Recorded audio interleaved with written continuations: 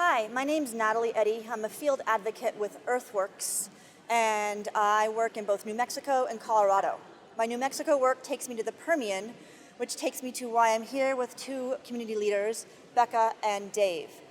The question I want to share with them and allow them to share their firsthand experiences, given how climate change is forcing us to confront and creating sacrifice zones around the world, what does it feel like to live in a current or a prospective sacrifice zone created by fossil fuel industry and extraction?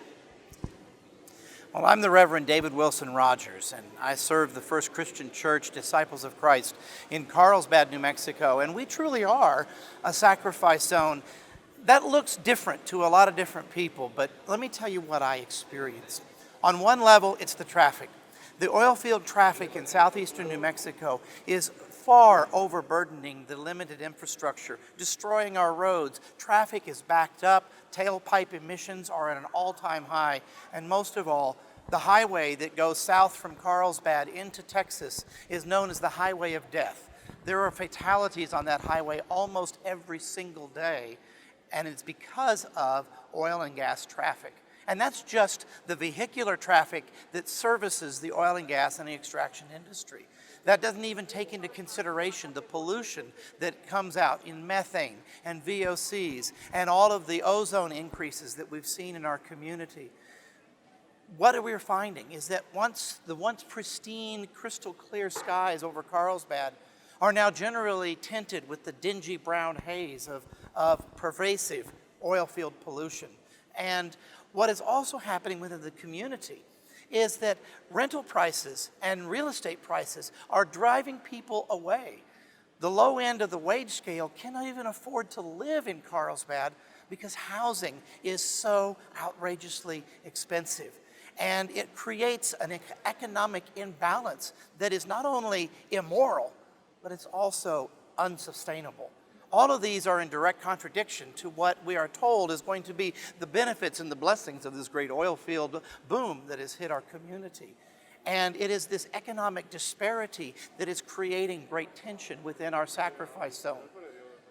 The problem with the sacrifice zone is also this. There'll come a day when the oil dries up or the bottom falls out of the market that all of that money that we think is ours is going to go away. And who's going to be left to finance the cleanup of the incredible toxic waste and the social, environmental, and spiritual degradation to this land that I call home? That's the struggle that I have. Thanks, Dave. South Texas has been, and we are currently, a sacrifice zone for border militarization. Many communities have been walled off by border walls. Right now, we're fighting Trump's new border walls, which they've already laid concrete in the ground, have just started destroying wildlife and impacting and dividing our communities.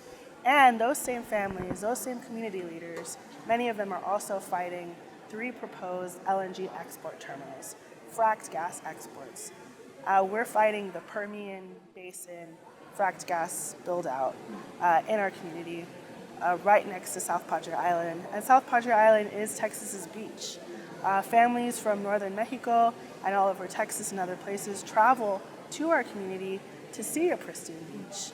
And when you go north, the petrochemical industry just dominates the coast. It gets bigger and larger, and we're trying to stop that. We're trying to stop the Houstonification of the petrochemical industry all the way down to South Padre Island.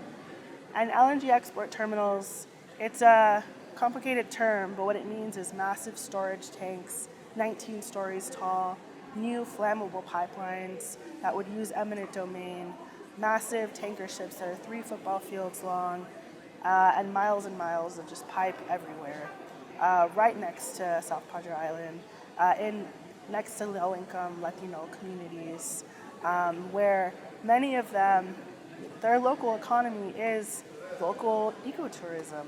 It's dolphin watch tours. It's also fishing to feed themselves and their families. And if LNG comes to town, there goes the bait. There could go the shrimping industry. There could go the fishing industry.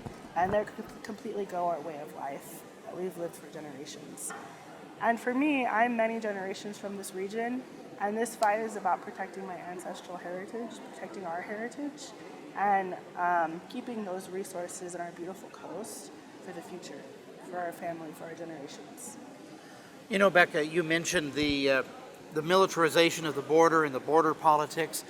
Immigration policy plays a huge factor in the Permian Basin right now on a very, very, very horrible level, and that's on the level of human trafficking.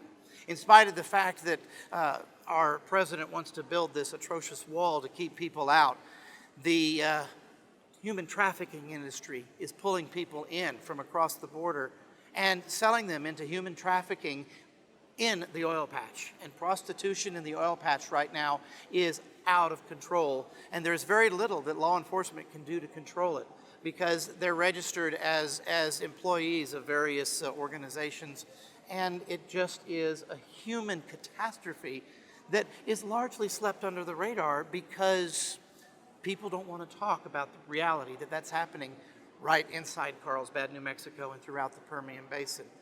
Along with that is a rampant drug trade. So what we have is all of this politics to build a wall and militarize, but it's doing nothing to stop the criminal element that is destroying the Permian Basin. And that is funded in large part by the vast profits of the oil field.